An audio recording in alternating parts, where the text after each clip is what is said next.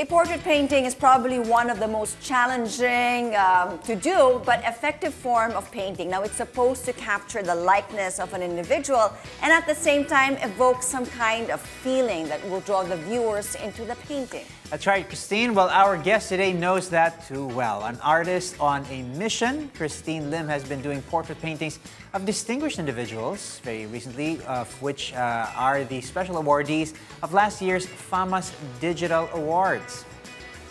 Christine now joins us live via Zoom to tell us more about this. Hi, Christine, and welcome to New Day. Tell us about this role that you took as the official artist of FAMAS Digital Philippines to eternalize their special awardees. What's the experience been like so far, Christine? I felt honored for being chosen by FAMAS to immortalize their special awardees last 2020. Wow, I mean, we saw the work that you did. It is fantastic. Yeah. I mean, I don't know how you do it. I mean, speaking from a person that can barely draw or do anything. Is there a creative process that you need to go through and the materials that you use? I mean, do they send a picture in and then how long does it take for you to complete a portrait?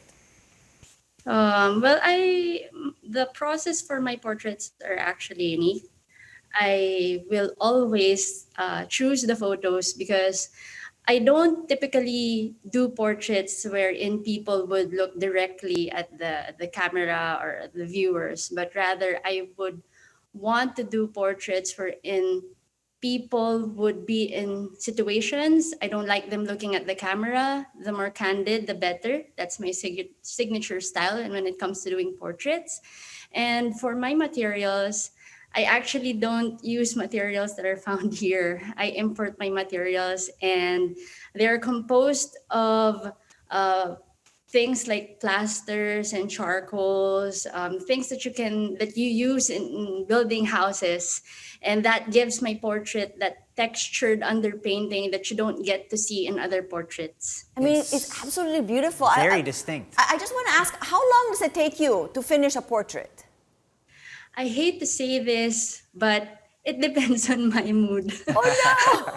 So, okay, if a good mood, or how does that work? Or if you're inspired, or? It's not actually the inspiration, but I'm sure artists will be able to relate to me when I say there's an internal battle when it comes to doing artworks.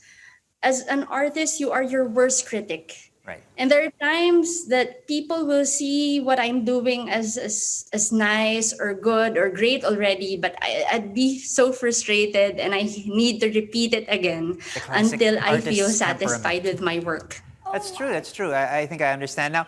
Let's talk a lot about your particular, discipline. Portraits have always been your thing, Christine. And for you, what makes a successful portrait? Do you have to photographically sort of copy somebody's face? How do you capture, their inner character without having the benefit? Often, I assume of actually having to interact and meet them. I would always choose a photo where the situation is meaningful to them, or a photo wherein they are not stiff, or like what I said earlier, they're not looking directly at the camera. When they're not projecting to the camera. Yeah. Yes. And I just feel that when it comes to doing portraits, it would be better when you show the character of the person, paint them in an environment where they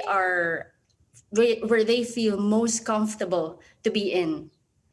Wow, I mean, okay, I'm so speechless.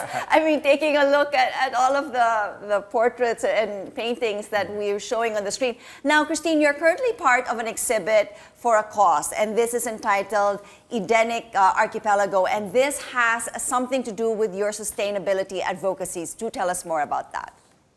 Okay, so we have an ongoing exhibit at Podium.